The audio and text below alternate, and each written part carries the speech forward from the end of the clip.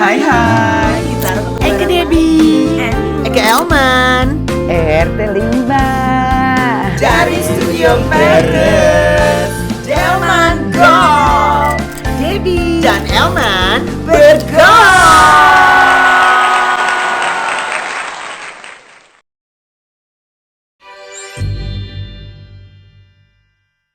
Hai, kita ketemuan lagi di Delman Go. Aku Debbie Sartian. Aku Elman Spasi dan Veina Melinda. Melinda.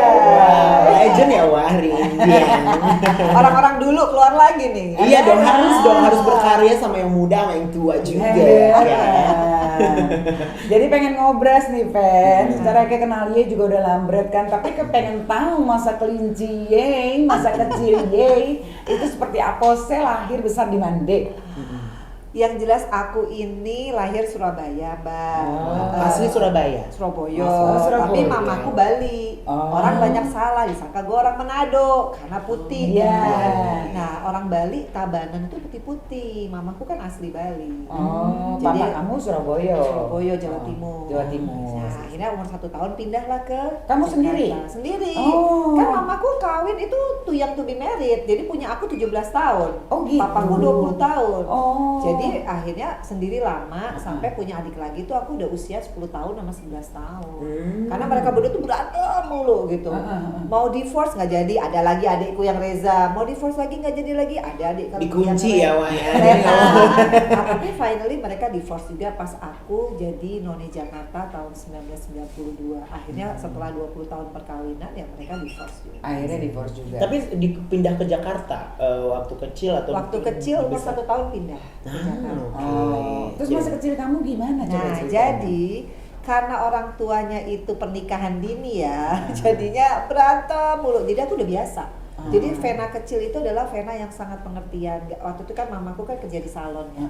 Karena mamaku kan konsekuensi. Orangnya kalau udah ngambil keputusan menikah di usia muda padahal orang tuanya mampu, dia kerja di salon, Mbak, supaya mau beliin aku nyusahin ya. susu. Oh. Papaku kan belum kerja, masih kuliah. Iya. Jadi mamaku tuh bener-bener yang menghidupi aku tuh mamaku. Artinya karena papaku masih kuliah waktu itu di Trisakti ya, mamaku tuh kerja di salon pagi. Jadi aku kecil tuh ya pulang tuh ya main-main anak salon gitu loh, Mbak. Yang nggak ada kerjaan, main di salon, terus pengen makanan nggak bisa gitu ya. Terus keterbatasannya kan banyak ya. Jadi aku juga waktu kecil itu mama itu kan disiplin banget, mungkin karena usia muda. Jadi dia pengen aku jadi orang, makanya dari kecil aku tuh les semua. Padahal tadi yang gratisan, Mbak. Misalkan les tari Bali, makanya gue jago salsa kan. Karena dari kecil 3 tahun aku tuh les tari Bali. Tapi Ya, kali yang sanggar-sanggar gratisan, gitu ya, yang sanggar yang gratis gratisan ya. dan aku juara terus. Nah, disitulah aku menunjukkan bahwa even though aku tuh perekonomian susah, karena aku sayang banget sama mamaku, aku jadi anak yang penurut. Disuruh nggak boleh jajan, nggak jajan. Nggak ada cemilan, Mbak. Waktu itu aku ingat banget nggak ada cemilan. Ya udah, aku nggak pernah jajan. Jadi cita-citaku waktu kecil udah gimana ya Allah, pengen hidup yang makan tuh enak apa yang aku mau. Makanya tumbuhlah aku jadi seseorang yang fight kan.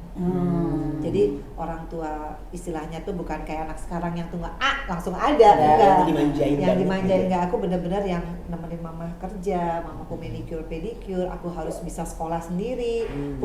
Waktu itu punya anjing ya, namanya Pedro. Dialah yang nyariin aku beca. Masa? Iya, jadi tuh anjing tuh udah kayak babysitter. Si Pedro itu dia anjing. Jenisnya apa? Blasteran ya, ada kampung ya, ada herder, makanya dia tuh gede. Nah kan waktu itu kan rambutku pirang ya, Mbak ya, gitu. Pedro juga pirang, jadi dan gue tuh kan sekolah di sekolah negeri ya, Mbak. Vena bule Depok, nangis kan, dibully kan. Ngadu sama siapa? Mamaku kerja, ngadulah sama si Pedro itu. Wah, Pedro tuh ya bisa jadi bodyguard. Jadi aku bilang Pedro tuh dari kecil. Dari kecil. Kamu Aku kecil, dia kecil. Nah kan anjing cepat gede, aku masih kecil. Iya. Jadi gue bilang Pedro, aku dikatain nama itu, dikejar loh Mbak yang ngatain Masa gue. dia ngerti? Anjing tuh ngerti. Oh, Terus oke, gue oke, kan oke. baru bangun tuh ya Mbak, mau cari becaknya di mana gitu. Dia terus aku suka roti, Mbak. Kalau orang Belanda bilang tevil praten, kalau Iya, praten tevil praten, banyak ngomong. cerewet. Nah, nggak punya duit, Mbak. Aku bilang, Pedro, aku pengen roti. Dia bisa nyolong roti di toko kelontong. Ya Allah, pernah ketahuan nggak? Iya, bukan ketahuan lagi karena dia kan herder kan, Iya. kan giginya taringnya gede-gede. Pernah pernah nih satu momen, aku tuh waktu itu umur 3 tahun mamaku tuh dikuliahin di luar negeri sama kakek aku, jadi aku pisah sama mamaku 1 tahun lah. Jadi Vena kecil itu umur 3 tahun aku inget banget kan papaku kan kuliah, aku tuh seorang diri gitu sama Pedro melihat pesawat lewat, aku bilang nyanyi tuh sampai ketiduran. Aku sedih, duduk sendiri, mama pergi, papa pergi, oh itu dia, mereka datang, aku senang hatiku, dia tuh sampai ketiduran. Oh, saking kamu Saking kangen sama mama, kangen. tapi nggak tahu mesti gimana, karena kan mama papa tuh ya kerjanya berantem mulu, ketemu berantem, ya itu yang to be married. Makanya dalam hati kecilku aku tuh selalu pengen, kalau aku nanti gede dewasa, aku pengen cari laki-laki tuh yang bisa jadi imam, orang yang bisa membuat aku bahagia. Makanya aku nggak pernah cari laki-laki yang kaya raya tuh nggak pernah, karena dari kecil mamaku jadi perempuan mandiri. Kalau mau enak, makan enak, cari uang sendiri. Jadi orang yang jujur. Dan tuh doktrinnya tuh tentara gitu loh, Mbak. Makanya aku tuh nggak pernah bisa jadi cewek yang kemayu. Aku tuh orangnya fighter. Malah aku yang kemayu ya. Aku ya. Tapi fighter juga kita. Ya itulah Mbak. Jadi Pedro itu buat aku. Nah, waktu mama papa nggak ada tuh kamu nyanyi begitu sambil ditemenin Pedro. Sambil ditemenin Pedro. Ya inilah energinya. Jadi waktu Pedro dia meninggal, mati ya. Iya nggak apa meninggal. Nggak tahu lah. Ya habis itu aku nggak ada jatah roti karena dia mengerti loh, dia tahu loh roti tawar lagi. Bayangin nggak? Iyalah makanya. Aku cuma bilang Pedro kan nggak mungkin aku beli selai-selai gitu juga mahal. Jadi aku cuma yang penting roti deh. Kalau aku nggak dikasih roti itu teveel praten. Makanya nenekku kan ada Belanda nih. Vena teveel praten baby ya katanya gitu. Aku masih nggak ngerti apa itu ya. Kamu banyak ngomong. Terus aku pokoknya sejak itu aku gede ini mesti jadi orang nih. Aku jadi cita-citaku tuh pengen jadi pramugari awalnya karena aku pikir dari pramugari aku bisa keluar negeri gratis, tapi ternyata Allah tuh baik banget sama aku. Semua di atas ekspektasiku. Aku bisa jadi artis, nggak pakai casting. Catatan si Boy kan awal debuku. Kemudian aku main film, sinetron Bella Vista. Nggak pakai casting karena Bang Cepi kan. Yang plotting aku harus jadi peran utama. Kemudian aku jadi Putri Indonesia, bahasa Inggris pas-pasan, jadi None Jakarta. Jadi 2 tahun berturut-turut aku menang beauty pageant dengan modal dengkul, orang stalking aja pinjam Indira Sudiro. Jadi thank you banget nih buat Indira. Karena Allah tuh maha tahu Mbak. Begitu aku menang None, dapat uang. Nah itu tuh sampai menuju ke Nonenya itu gimana? Nah ya itu, jadi agak skip ya tadi. Jadi kan si Pedro meninggal. Kamu sedih, kamu nangis, ya. tapi kamu masih di rumah itu. Masih, itu kan tinggal sama nenek kakek aku. Nah terus long story, akhirnya aku tuh mama papa ngontrak tuh di satu gang. Aku inget banget di gang itu tuh sebelah tuh kan aku ada jendela ya. Ada jual apa sih yang cemilan-cemilan yang pinggir jalan tuh loh Mbak. Ya bukan toko kelontong. Jadi kan misal ada dorongan tapi isinya cemilan. Aku sampai ngiler loh Mbak.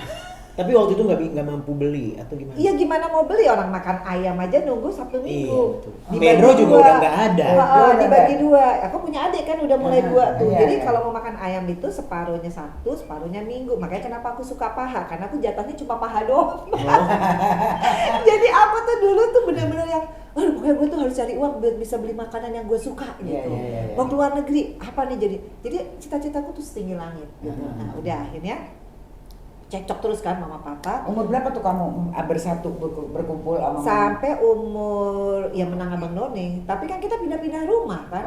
Kalau di kontrak dari kan papa masih belum settle lah gitu. Semua selalu mama. Udah akhirnya karena kesulitan ekonomi itu aku akhirnya menjadi anak yang selalu alhamdulillah berprestasi sih Mbak. Misalkan nari Bali juara 1. Apalagi selalu juara. Nah, akhirnya mamaku bilang, "Nih ya, kamu udah kuliah sekarang, aku biayain sendiri kan." Karena waktu itu menang catatan si Boy. Main catatan si Boy. Jadi waktu SMP SMA itu kamu masih dibiayain kan? Masih. Nah, kan lulus SMP tuh. Lulus SMP. Ada kan Kartika Chandra. Aku bilang, "Ma, ayo dong sekali-sekali nonton Midnight." Kan aku kan lulus nih. Iya. Nonton Midnight lagi ngantri-ngantri, tiba-tiba ada istrinya Bang Cepi.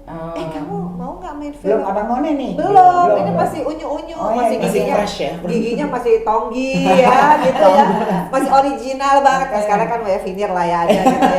Ini masih, pokoknya gue tuh orangnya tuh nggak kamera face say. Jadi gue lagi ngantri tiba-tiba, mau nggak film apa? Catatan si Boy. Hah, gue kan ngefans sama Ongki. Oh my god, gue jadi figuran. Enggak, kamu jadi peran pembantu utama. Kamu jadi saingannya Vera. Oh. Jadi pacarnya Boy, tapi Iya, kamu iya. nih umur berapa katanya gitu kan? Iya. Ada Bang Cepi ngantengin aku, kamu umur berapa? 15, tapi kamu nggak apa-apa nanti rambutnya dikeriting. Zaman itu kan harus keriting Iya, rambutnya. iya. Kamu nanti pakai Gitu, baju gitu. gitu. Akhirnya singkat cerita, aku nyatet nomor telepon PT Bola Dunia Film itu di tiket aku nonton. Nah, alamat aku dicatat sama Bang Cepi di duit. Dia nyatet udah. Terus aku bilang sama mama kan, "Mah, aku masa ditaruh catatan si Boy." Mama pikir itu cuma bohongan. Gak percaya, itu hari Sabtu kan. Minggunya aku baru bangun tidur ada yang ngetok-ngetok Bang Cepi. Datang. Datang rumah. dengan skenario karena aku nangis malamnya aku lupa. Jadi yang alamat PT Bola Dunia Film di Karcis itu. karcis dirobek kan. Iya. Oh, iya. Oh, yang robekannya Iya, dipegang. begonya dipegang sama mbak-mbaknya. Jadi Iya. begitu aku pulang, ya aku nggak jadi bintang film dong. Oh. Ya kok dilala Bang Cepi nyusulin aku pagi-pagi Iya. dengan kontrak. Iya. Jadi di balik pintu tuh Iya. tanda tangan di balik pagar. Vena gitu Bang Cepi, ayo tanda tangan kontrak, ini kamu langsung syuting di Pondok Indah. Pada Itu saat itu honornya juga. 1 juta yang jadi nggak punya duit mbak. Satu Dikasih 1 juta tuh gede juta banget. gede banget, umur 15 tahun. Tahun, Yang aku nggak punya Sanrio waktu itu kan Hello Kitty, Iya. Sanrio aku beli apa yang aku mau, Heeh. 500 ribunya aku kasih mama. Dan alhamdulillah memang kalau kita kasih rezeki sama orang tua, khususnya ibu ya, habis itu aku tuh kayak terbuka semuanya.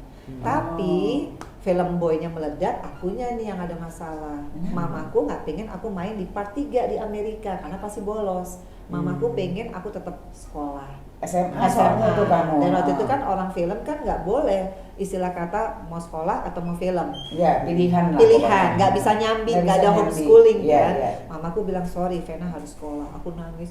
Oh gimana masa nggak ketemu Ongki lagi, dasar anak ABG. Aku naksir sama Ongki. Terus jadi mama tuh lucu. Itu skenario kan dewasa ya, 17 tahun. Ada adegan kiss, nggak boleh, Vena masih belum. 17 tahun masih. Iya, tapi kan baru aku anak 17. ABG kan ada Iya. rebel. Jadi Iya, iya, iya. lucu sih, tapi ya karena aku nurut mama dan nggak sia-sia ya. Di tahun 1994 aku lagi kuliah karena menang Putri Indonesia, Bang Cepi lagi bikin Putri Indonesia jaga dulu. Ah, iya, iya. Abang Nonenya dulu dong terus. Oh, tadi. iya. Kan udah nggak boleh nih Udah nggak boleh. Udah dong. Tiga, catatan sebelum 3 yang nggak boleh. akhirnya kan nggak main dong, Nggak main. udah nggak punya duit lagi dong Iya, mbak gitu. iya. Akhirnya aku jadi orang kuliahan biasa, Kuliah ambil apa? manajemen. Oh, Karena tadinya mau jadi orang hukum nih. Oh, loh, Dengan iya. kejadian terakhir kayaknya aku harus kuliah lagi. nih. Jadi udah. Di mana tuh, di mana? Dulu Trisakti. Oh, Nah, Trisakti. Trisakti itu sebelahan sama dinas pariwisata. Oke. Jadi aku lagi nganggur-nganggur, mama papa itu mau divorce. Sedih kan hatiku. Nah, aku sahabatan sama Indira. Iya. Indira Sudiro tuh noni Jakarta sebelum aku. Dia bilang, "Fen, kamu tuh ada bakat. Kamu ikutlah beauty pageant, ada hadiah 5 juta. Jadi kalau kamu menang, kamu bisa dapat 5 juta. Tapi aku nggak punya stocking, aku nggak punya sepatu high heels." Aku bilang gitu. Udah nggak apa-apa, aku pinjemin gitu. Akhirnya dilatih lah sama Indira. Berdiri harus begini. Indra mau kuliah kamu? Teman SMA. Oh, teman SMA. Dia kakak kelas karena dia pengen jodohin aku sama adiknya waktu itu. Jadi akhirnya kita dekat nih sama senior Iya, gitu. iya. Dan dia ngeliat potensi. Karena aku orangnya tuh public speaking aku sebenarnya bagus, cuma nggak ada yang mengasah. Jadi dia ajarin how to speaking, how to pose gitu ya on the stage gitu. Jadi akhirnya dan gue pronunciation-nya bagus karena aku selalu melatih. Jadi depan kaca gue melatih pronunciation tanpa les bahasa Inggris. Jadi sebenarnya nggak ada ya Brosur orang yang itu- melatih, tutor gitu, coach gitu Ya, nggak keluar. ada. Brosur apa sih? Ada brosur tentang Jakarta. Tapi bahasa Inggris. Jakarta. Bahasa Inggris dong. Ya itu kan dulu inget nggak kalau kita landing di Jakarta kan Iya. ada tempat brosur. Iya, iya, Nah, iya, itu kan benar. ada Abang None. Abang Iya. None kan dari tahun 70-an. Iya, Ya, iya, ada iya, dong iya. tugas Abang None apa, Iya, makanan iya. khas Betawi Iya, apa. iya. Ya gue tinggal hafalin aja. Dan keluar semua dan gue ngomong dengan PD-nya karena udah dilatih. Oh. Jadi ini buat Indira thanks banget gitu. Akhirnya aku menang kan. Ya, jadi dia yang dorong kamu mendaftarkan. Iya. Wakil daerah mana? Jakarta jadi? Barat. Jakarta Nah, Barat. Jakarta Oh, ya, Barat Trisakti. disanding Iya. lagi kan Iya. di tingkat DKI, Iya. menang lagi. Oh. Waktu tingkat Jakarta Barat aku juara 2, Ah. yaitu None wakil 1. Iya. Begitu aku dibandingkan lagi, disandingkan lagi di DKI, aku lebih perform. Karena waktu itu kan aku bilang sama mama, "Mah, kalau aku dapat 5 juta itu buat mama semua." Karena waktu itu kan mama papa berantem kan ngontrak tuh yang aku bilang yang aku selalu lihat itu kan tempatnya jelek banget Mbak, WC-nya jongkok. Jadi aku tuh ngeliat mamaku hamil adikku yang Reza itu udah perutnya segini, kalau sorry ya mau BAB tuh kayak kesulitan gitu, jatuh kan. Aku bilang, "Mah, nanti kalau aku punya uang 5 juta, mama bikinlah beli apa tuh WC yang toilet yang duduk. Nah, karena itu nazar kan. Menang aku. Di DKI. Di DKI. Dapat 5 juta itu. Dapat 5 juta langsung aku kasih ke mama dan aku keluar negeri kan ke Pasadena. Oh, ke Amerika, ke USA. Amerika. Itu buat apa tuh? Buat Karena kita jadi representatif, kita Turnamen of the Roses waktu itu, dan aku harus menjadi perwakilan Indonesia yang bagian dada-dada sama abangnya itu Ivan. dari itu ceritanya perwakilan ada. Itu kan acara DKI kan. Ivan tuh berarti pasangan kamu di DKI. Di DKI. Sebelumnya dia dari pusat. Oh dia pusat. Jadi ketemulah kita di situ. Nah, itulah cinta waktu itu mulai ya namanya. Aduh udah lewat ya guys. Masih muda kan ya. Umurku 20. Oh iya. Tapi artinya di situ pertemuan kamu Iya. sama ini sampai akhirnya kalian melangsungkan pernikahan. Betul. Sampai bubar lagi. Sampai ada Feral Atala. Iya. Oh gitu. Jadi kamu ke Pasadena terus pulang, ya udah di situ. Terus tahun ke depannya, Indonesia. biasa Indira, lo mau jawab tantangan gue sekarang Putri Indonesia. Aduh, nasional guys, aku bilang gitu. Nggak apa-apa, lu gue ajarin lagi. Wah lebih tahu dong dia galaknya kayak apa. Tapi dia ngajarin cara, ya itu maksudnya kita kan kalau di situ jawab on the stage ya. Paling susah kan aku ditanya apa 4 sumber daya yang kau ketahui. Sumber daya alam, sumber daya manusia, teknologi dan lain sebagainya. Itu nggak ada dipersiapin. Jadi kita tuh ya belajar aja ilmu yang wawasan aja gitu, politik ya juga gitu. Dan Indira hanya bilang satu hal, Fen, lu targetnya satu aja deh, Miss Personality, Congeniality, yang ramah aja. Iya. Jadi kalau lo nggak dapet, lo dapet lah hadiah. Ada title tetep ya. Nggak nyangka aku dapat 2, udah ramah dan aku menjawab itu semuanya dengan tenang. Kayak orang udah latihan catwalk, padahal tahu nggak apa yang terjadi Mbak? Ada yang mau ngerjain aku, tiba-tiba sepatuku hilang. Oh iya? Jadi tahu nggak aku pinjam sepatunya siapa? Mira Sayogo yang kegedean Mbak. Kalau nggak gue nggak bisa Mira keluar Sayogo. Mbak Mira, thank you so much. Pragawati ya? Pragawati, karena kan ada fashion show. Jadi aku nggak ada sepatu Mbak, dari baju Abang None ke baju haute couture. Kalau nggak pakai sepatu high heels. Iya. Dan aku panik, tau nggak waktu itu siapa ya show directornya bilang lu nggak keluar 1 menit lagi diskualifikasi. Aku udah oh my god, seminggu aku udah capek kan. Jadi Putri Indonesia nggak gampang Mbak, kita harus bikin makalah. Makalahnya kenapa Jakarta Barat sebagai pintu dari kota Jakarta, karena waktu itu Soekarno Hatta kan di situ. Jadi aku bikin makalah tentang pariwisatanya masuk di situ, perdagangannya, ekonomi. Jadi kita bukan cantik doang Mbak, harus makalah masuk ya. Beauty, brain, behavior. Terakhir bright. So kita harus upgrading terus. Iya. Udah akhirnya Mbak Mira Sayogo, nggak kenal kan? Nggak kenal. Udah pakai disumpel pakai kapas Mbak. Biar pas. Supaya pas. Iya. Dan aku yang tadinya latihan jalannya tuh geletak itu bisa aku tuh yang namanya jalan tuh set pose gitu. Itu kayak Allah tuh melindungi dan mengiringi.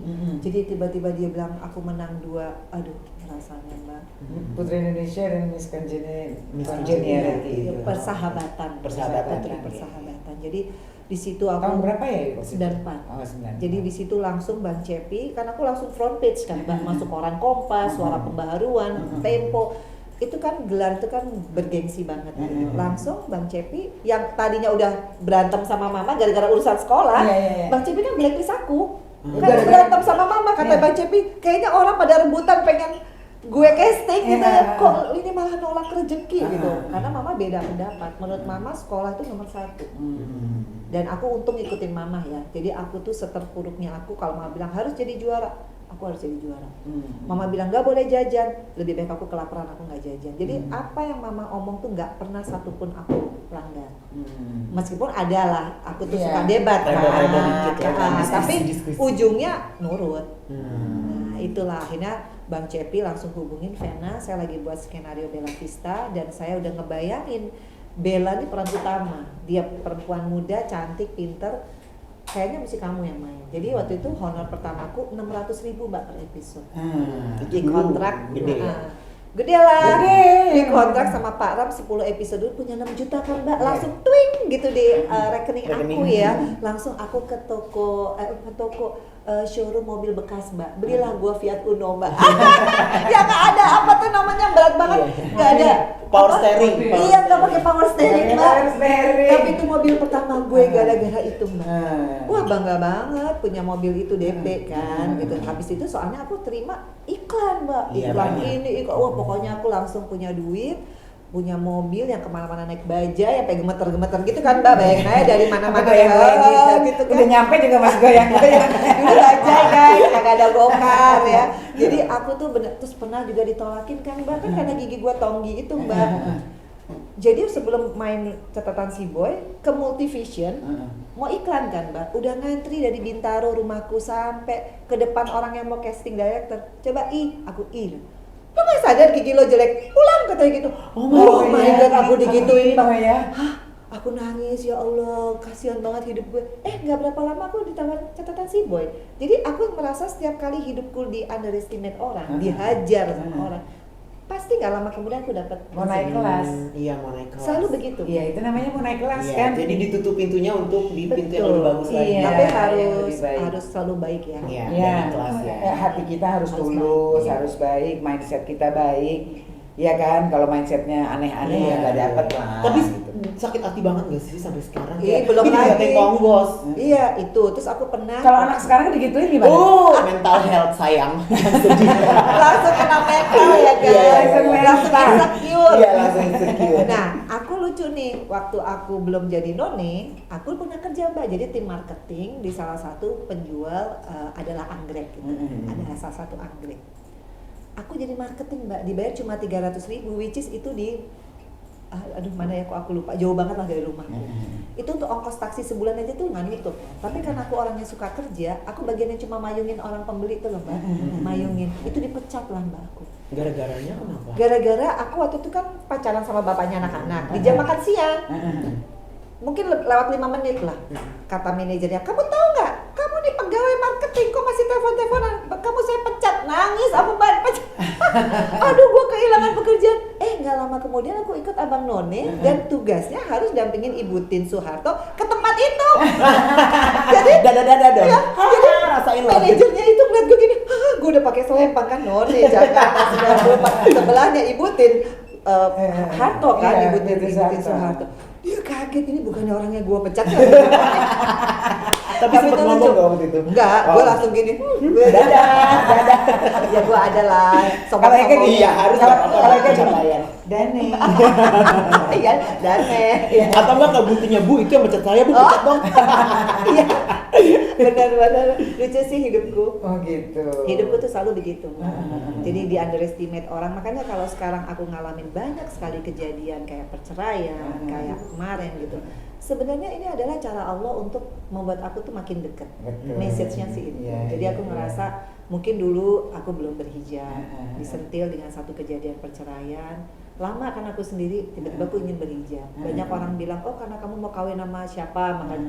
No, berhijab itu dari hatiku yang paling dalam, dari yang aku Nah, pakai iya itu kan baju seksi kan. Kamu kan yang Vena yang aku kenal dulu tuh ya bajunya tuh seksi. Salsa.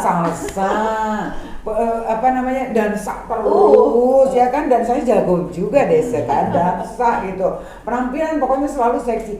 Kok tiba-tiba berhijab? Ada storynya nggak? Iya, jadi waktu pandemi 2020 itu kan kita semua di rumah ya. Iya. Aku banyak waktu untuk sholat yang biasanya Kamu udah cerai ya waktu itu ya? Udah. Kamu cerai tuh 2013. Oh, Nah, udah lama waktu juga. aku divorce ada beberapa masa di mana aku tuh jauh sama Feral sama Atara. Kenapa jadi- kamu jauh? Ya, situasinya kan waktu itu juga kan banyak omongan miring tentang aku. sehingga mungkin anak ini terkontaminasi atau seperti apa yang akhirnya mereka kehilangan respect waktu itu sama aku. Itu awal-awal ya. Nah jadi during 10 tahun sampai aku hampir 10 tahun itu aku ngerasa kok aku secara hati agak jauh nih sama Feral sama Atala. Padahal biasanya kita kan kemana-mana sama-sama.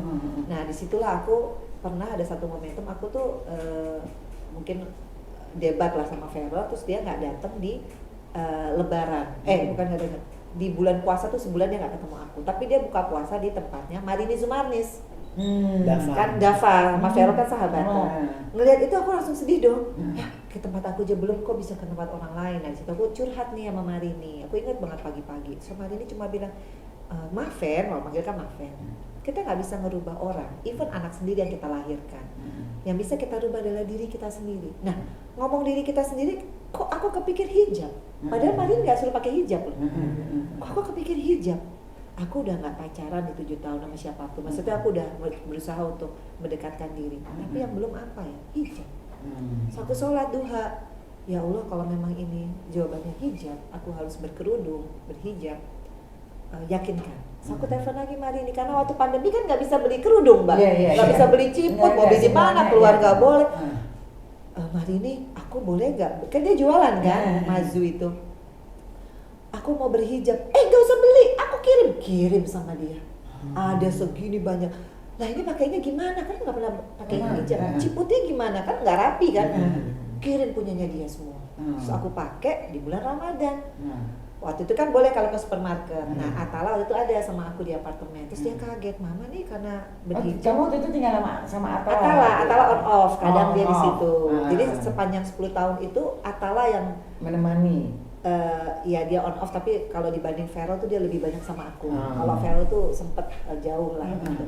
Jadi Atala kaget penampilan aku. Mama ini cuma karena Ramadan atau seterusnya? Insya Allah seterusnya. So aku keluar terus nggak pernah lepas sejak itu. Nah disitulah cerita bahwa setelah aku berhijab, kemudian akhirnya kan aku menikah lagi gitu ya.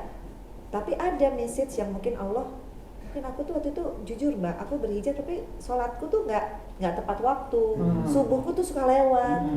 Nah alhamdulillah Mbak, sejak kejadian ini karena aku tuh pilihannya adalah ya Allah kalau ini memang caranya Allah mendekatkan aku sama Allah supaya aku tenang kan. Kalau nggak kan pesakitan kan rugi di aku kan. Aku masih ada Fania, aku harus bisa memanage emosi aku, kesakitan hati aku. Akhirnya aku mulai mendekatkan diri sama Allah. Kalau dulu tidur itu dengar musik instrumen, sekarang aku dengerin Salawat Al-Quran. Kalau dulu aku lihat apa gitu, lagi resah dengerin kajian. Kan sekarang udah enak YouTube segala macam. Nah disitulah aku udah mulai. Sekarang alhamdulillah bangun tuh jam 4 kurang Mbak, nggak pakai waker. Oh kebangun karena udah terbiasa. Karena udah sistem di tubuhnya ya. Bisa karena biasa. Dan minta sama Allah. Iya. Bahwa aku pengen tahajud setiap hari sampai aku nanti dipanggil sama Allah. Karena tahajud itu disitulah aku bisa ngomong apa yang aku rasain. Dan alhamdulillah Mbak, setelah kejadian itu malahan Vera tuh kembali respectnya. Terbukti dengan dia kemarin waktu ulang tahun, dia sering setiap kali ulang tahun kasih kado, tapi nggak pernah kasih greetings ya. Di ulang tahun yang kemarin dia kasih aku kado, cuma selembar kertas, bukan di kartu yang mahal, tapi kata-katanya, Mama, I respect you. Aku tahu Mama tiap detik mikirin aku tahu Mama tiap waktu mendoakan aku. Jadi itu semua isi yang aku tiap kali tahajudin. Jadi jawabannya adalah bukan aku membahas kenapa dia sempat jauh, tapi cara Allah adalah aku dikenain dulu masalah macam-macam sehingga anakku melihat ibunya nih benar-benar ya menjadi ibu yang tough. Kan dia bisa melihat mau orang ngomong apa dengan kejadian kemarin, dia bisa melihat ibunya seutuhnya. Cara aku menghadapi masalah hukum apalagi saywar yang aku terima, kemudian pembalikan fakta, aku tetap tegar berdiri atas nama kebenaran. Karena buat aku perempuan itu cantik bukan karena cantik lahiriah atau physically atau apa ya, tapi bukan cantik karena fisik, tapi karena secara lahiriah dia yakin apa yang dia tuju. Pride-nya dia adalah di keberanian dia. Dan apa yang aku lakukan kemarin, alhamdulillah Vera sama Atala tuh nggak ada satupun yang nyalahin aku dengan keputusan aku. Kan bisa aja mereka malu. Bisa aja kan. Bisa. Mama kan aku sudah bilang, Iya, iya. satu pun nggak ada. Malahan sekarang mereka berlomba-lomba, mama mau kemana dengan uang mereka, dengan jerih payah mereka. Jadi di sini aku langsung, ya Allah, udah aku mau ngapain lagi, kecuali aku harus sehat, aku harus jadi ibu yang benar-benar kasih contoh terus, dan yang paling penting mendoakan.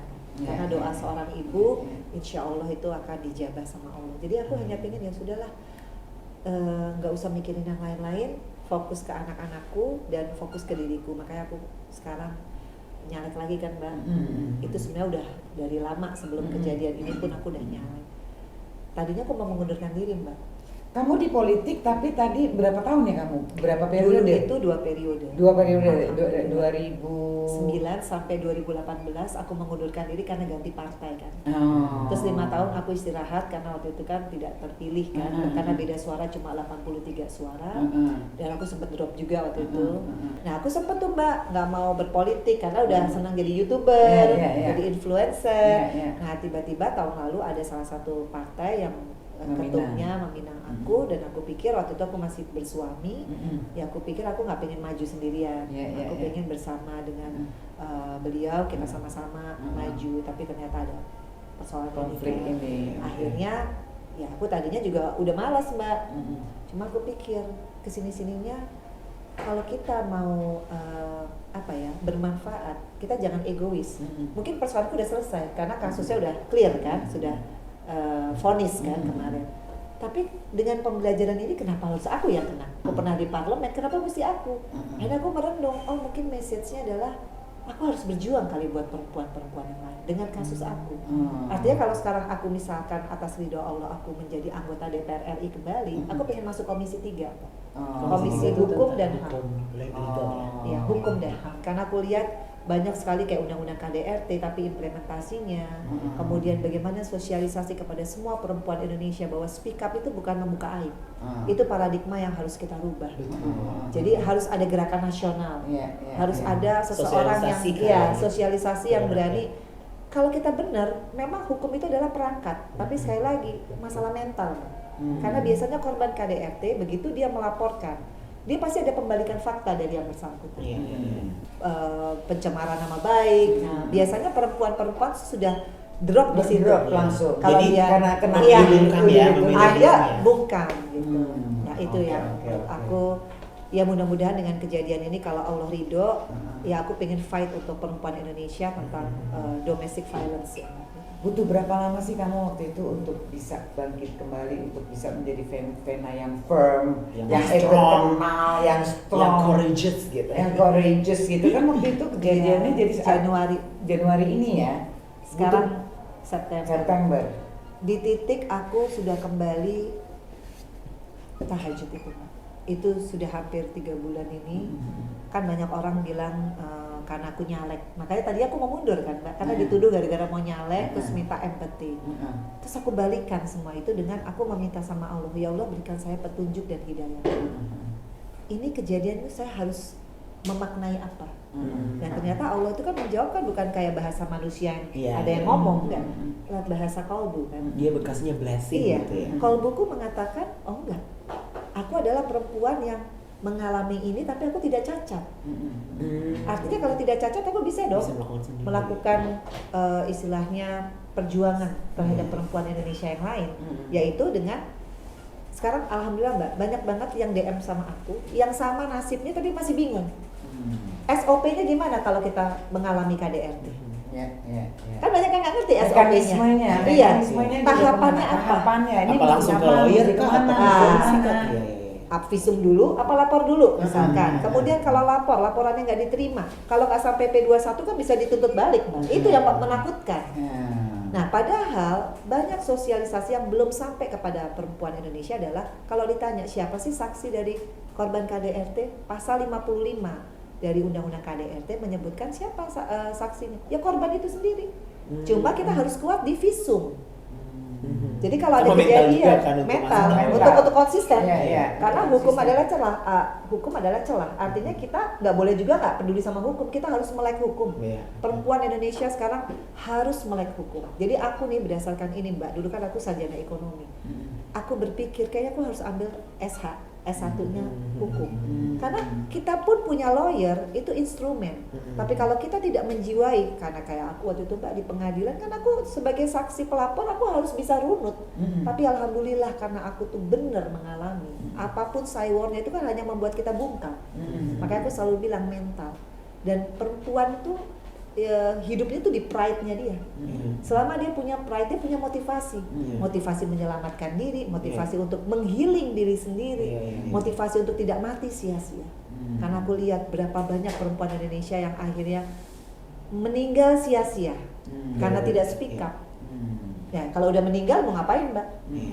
Ya sudah selesai atau cacat permanen. Nah, itu yang PR buat aku, makanya Undang-Undang KDRT pasal 44 ayat 1 menyebutkan korban KDRT kalau meninggal atau cacat permanen, ancaman hukumannya bagi pelaku 5 tahun. Sementara yang ayat 4-nya kalau kayak aku mungkin ya masih bisa jalan, masih bisa laporan, padahal waktu itu aku jalannya kan dirawat dulu. Sempoyongan ya kayak gitu. Bukan sempoyongan lagi, kan pecah pembuluh darah ya gitu. Tapi ya itu adalah apa ya? Menurut aku perjuangan kita tuh di sini. Bagaimana kita bisa yakin gitu bahwa kebenaran adalah kebenaran. Jadi kalaupun ada undang-undang, ya sekali lagi aku bilang kita harus fight di situ. Berdasarkan apa nih? Kan dibilang katanya kalau ayat 4 karena tidak cacat atau tidak meninggal. Masa sih orang nunggu cacat atau meninggal? Karena banyak sekali yang DM ke aku, kalau sudah cacat juga boro-boro dia berani melapor. Karena secara psikologi dia udah drop, Mbak. Udah cacat, pasti ketakutan dia akan lebih tinggi. Aku aja sekarang kan untung aku kan ada psikolognya ya, psikisnya ada kena, dan aku bisa buktikan psikisnya. Jadi Siska, aku mau nanya, kalau misalkan masuk nih ke politik Komisi 3 gitu, ada nggak pengen merubah undang-undang itu? Revisi.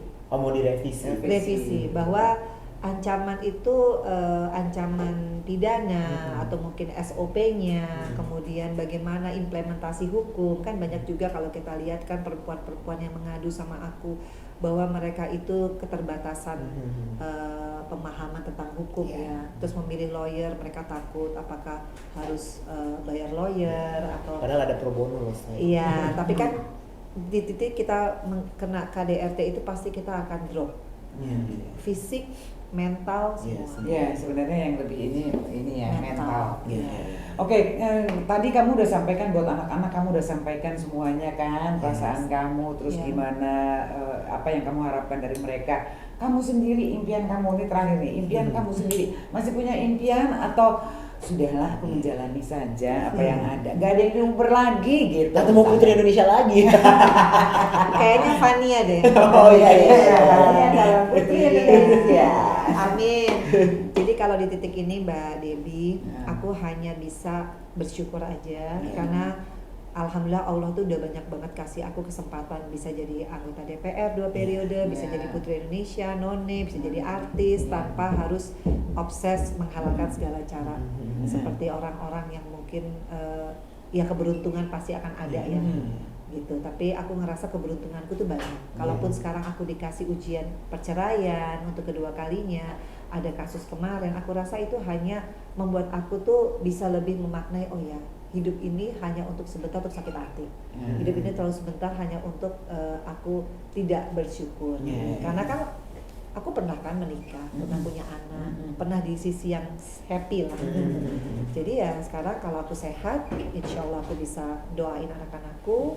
Dan aku pengen aja untuk kaum perempuan Indonesia, aku pengen gerakan nasional aja, bahwa kita woman support woman.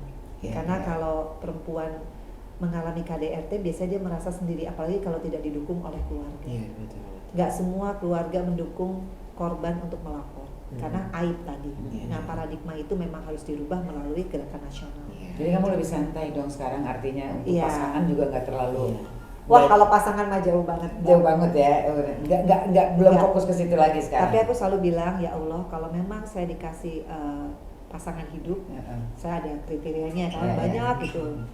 Tapi yang paling penting bisa jadi teman ibadah kita juga. Teman sesurga dan benar-benar orang yang istiqomah di jalan Allah. Itu hanya Allah yang tahu. Tapi ada satu yang memang aku harus koreksi, aku nggak boleh bucin yang jadi tidak make sense. Aku juga nggak boleh tidak istikharoh. Kalau di Islam tuh kita harusnya istikharoh. Nah aku mungkin euforianya bucin itu menjadikan kita kayak nggak bisa lupa daratan. Ya itu yang harus aku koreksi. Jadi insya Allah kedepannya ya mudah-mudahan Pisces ya, sis ya. Leo. Oleh emang gitu. Jadi Bucin. pribadi yang lebih baik aja. Betul, amin. Pokoknya semua doain juga semoga Ye dilancarkan semuanya kan, semua yang diharapkan juga bisa terlaksana, bahagia terus bersama anak-anak. Itu yang paling utama ya, Say. Yang lainnya bisa mengikuti. Amin. Semoga Kayak masuk Mbak lagi. Debbie. Amin. Awet muda, kocak, enjoy the life. Enjoy the life. Semoga masuk ke komisi 3 juga lagi. Amin, doain ya. Pasti yang bisa. Kamu ikut juga dong? Iya. Udah ditawarin sis, tapi kayak aku masih banyak kerjaan ini. Kan harus regenerasi. Iya betul. Iya. Lihat aja nanti. Oke, makasih ya, Thank Fen. you. Makasih Thank sis you. Vena. Senang Oke, banget ya gitu. kita bisa ngobrol-ngobrol inspiratif banget hari ini. So jadi guys jangan lupa di subscribe, Di subscribe, di komen, di kompas, di komen, di share. di Sherina. Dan kita bakal ketemu lagi di episode berikutnya di Zaman Gaul. Aku Debbie Sartian. Emansipasi dan Vena Melinda. Bye. Debbie dan Elman bergaul.